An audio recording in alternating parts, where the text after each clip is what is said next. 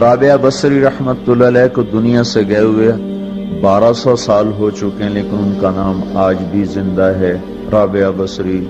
گلگت کی عورتوں کو بھی پتہ ہے رابعہ بصری کوئی بڑی اعلیٰ درجے کی خاتون تھی، پنجاب کی عورت کو بھی پتہ ہے، عرب کی عجم کی عورتوں کو پتہ ہے رابعہ بصری نہ کوئی شہزادی تھی، نہ کوئی ملکہ تھی، نہ کوئی وہ خوبصورت تھی، نہ کوئی خاندانی تھی، بلکہ عورت ہونے کے لحاظ سے ہر عیب اس میں تھا۔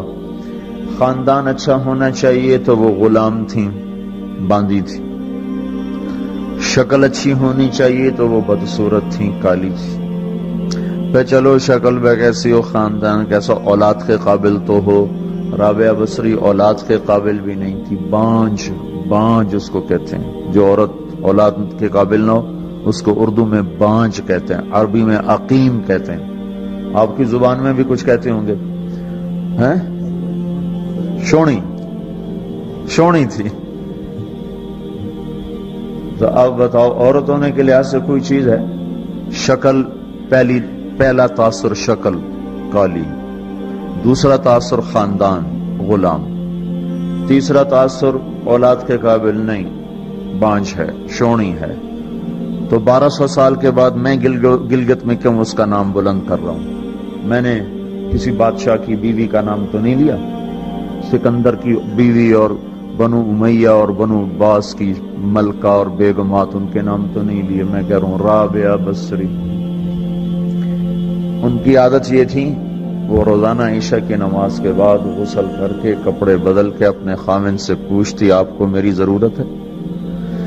اگر وہ کہتے کوئی نہیں ہے تو پھر پوچھتی مجھے اجازت ہے؟ وہ کہتے اجازت ہے تو پھر مصلی پہ کھڑی ہو جاتی ہے اور فجر کی نماز تک مصلی پر کھڑی رہتی تھی۔ ان کا خامن جلدی فوت ہو گیا، جوانی میں ہی بیوہ ہو گئی، تو حسن بصری بصرہ کے امام، کیا سارے مسلمانوں کے امام تھے، وہ خود آئے، خود چل کے آئے کہ میں آپ سے شادی کرنا چاہتا ہوں۔ وہ کوئی شادی کا شوق نہیں تھا ان کو، وہ تو اولاد کے قابل نہیں، شکل صرف ان کی نیکی اور ان کا جو اللہ سے تعلق تھا، ان کو یہ لالچ ہوا کہ یہ میری بیوی ہو جائے تو اس کی توفیل شاید میری بخشش ہو جائے۔ تو ان کے پاس آئے، کہنے لگے رابعہ میں آپ سے شادی کرنا چاہتا ہوں، خود پیغام لے کر آئے۔ تو انہوں نے فرمایا میری 4 باتوں کا جواب دے دو تو میں شادی کر لیتا ہوں۔ کہنے لگے کیا؟ کہ یہ بتاؤ میں جنتی ہوں کہ دوزخی ہوں؟ کہنے لگے یہ تو میں کچھ نہیں کہہ سکتا۔ اچھا یہ بتاؤ جب اللہ تعالیٰ قیامت میں اعمال نامے اڑائے گا، کسی کے سیدھے ہاتھ میں آئے گا، کسی کو الٹے ہاتھ میں آئے گا، میرے سیدھے ہاتھ میں آئے گا کہ الٹے ہاتھ میں آئے گا؟ کہنے لگے یہ بھی کچھ نہیں بتا سکتا۔ کہنے لگے اچھا یہ بتاؤ جب اللہ نیکیوں کو تولے گا، کسی کی نیکیاں بڑھ جائیں گی، کسی کے گناہ بڑھ جائیں گے، میرے گناہ زیادہ ہوں گے نیکیاں زیادہ ہوں گی؟ کہ یہ بھی نہیں بتا سکتا۔ کہ اچھا یہ بتاؤ جب لوگ پل صراط سے گزریں گے، کوئی پار نکل جائیں گے، کوئی نیچے گر جائیں گے، تو میں پار نکلوں گی کہ دوزخ میں گروں گی؟ کہنے لگے یہ بھی میں نہیں بتا سکتا۔ تو پھر فرمایا اچھا جاؤ مجھے تیاری کرنے دو، مجھے ان 4 باتوں کی تیاری کرنی ہے، میرے پاس شادی کے لیے وقت کوئی نہیں ہے۔ ایک دن اٹھی، سالن پکانے کے لیے سالن ہانڈی، دیکھا تو پیاز کوئی نہیں، اب پیاز کاٹ کے ہانڈی میں ڈالا جاتا ہے۔ اب پریشان بیٹھی ہیں، نہ کوئی بیٹا، نہ بیٹی، نہ خامد، نہ بھائی، نہ کوئی خادمہ۔ تب سوچ میں پڑی پیاز کہاں سے لوں؟ اوپر سے ایک چیل اڑتی ہوئی جا رہی تھی، اس کے پنجوں میں پیاز تھا۔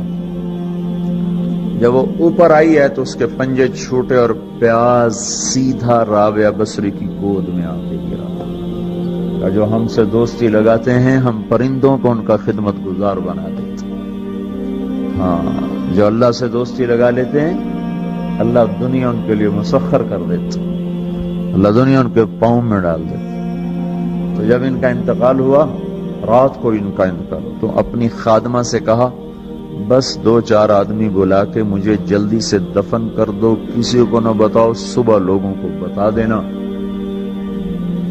اور مجھے کفن دینا میری وہ اس چادر میں جس میں میں تہجد پڑھا کرتی تھی۔ تو انہوں نے راتوں رات دفن کر کے صبح اعلان کیا، شور مچ گیا، ہائے کیوں بتایا، کیوں نہیں بتایا کیوں؟ تو اگلی رات ان کی خادمہ نے ان کو خواب میں دیکھا، سبز لباس پہنا ہوا، حسن و جمال، سورج چہرے پہ چمک رہا۔ پوچھا آپ کے ساتھ کیا ہوا؟ کہا میرے اللہ نے میرے ساتھ بہت عمدہ معاملہ کیا۔ کہا آپ کی وہ چادر کہاں گئی جس میں آپ کو کفن دیا تھا؟ کہا وہ اللہ تعالیٰ نے اتار لی ہے اور مجھے جنت کا جوڑا پہنایا ہے، اور اس چادر کو اللہ نے سنبھال کے رکھا ہے، جب قیامت کے دن میری نیکیوں کو اللہ تولے گا تو اس چادر کو بھی اس میں تولے گا۔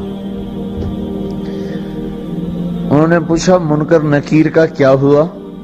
سوال جواب ہوتا ہے نا، منکر نکیر آتے ہیں، ان کا کیا ہوا؟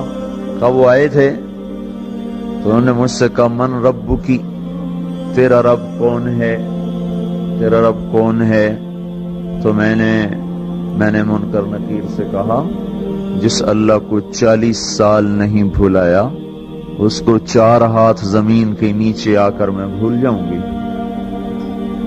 یہ نہیں کہا ربی اللہ ہے، بلکہ ان کو یوں کہا کہ جس رب کو 40 سال میں نہ بھلا سکی اس کو 4 ہاتھ زمین کے نیچے آ کر میں بھول جاؤں گی۔ تو منکر نکیر نے کہا اس کا آگے کیا حساب لینا، چلو بھائی واپس چلو، چلو بھائی واپس چلو۔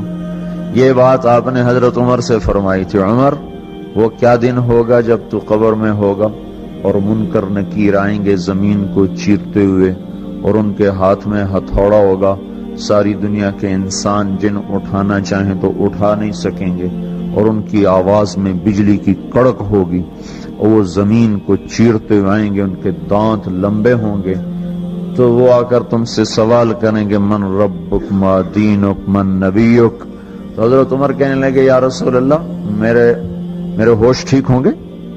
جیسے میں اب بیٹھا ہوں میں ایسے ہوں گا؟ تو ہمارے نبی نے فرمایا ہاں تو ایسے ہی ہوگا جیسے تو اب بیٹھا ہوا ہے۔ تو کہنے لگے پھر میں اچھی طرح ان سے نمٹ لوں گا۔